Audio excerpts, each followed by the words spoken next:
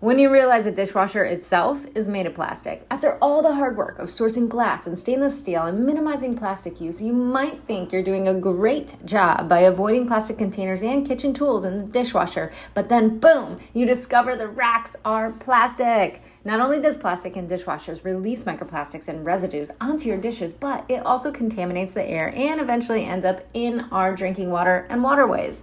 Well, I guess the dishwasher can act as a drying rack after hand washing. If you know better, you do better, right?